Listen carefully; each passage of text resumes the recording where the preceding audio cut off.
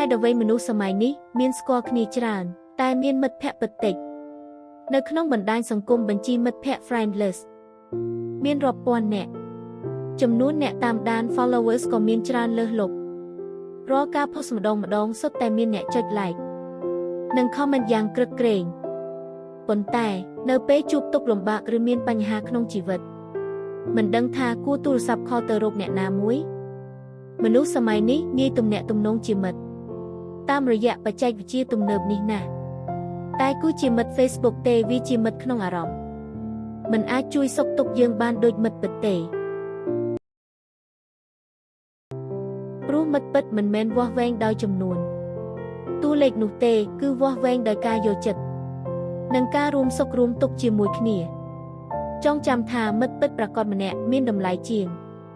មនុស្សស្គាល់គ្នារាប់ពាន់នាក់ដែលគ្មានភាពជិតស្និទ្ធ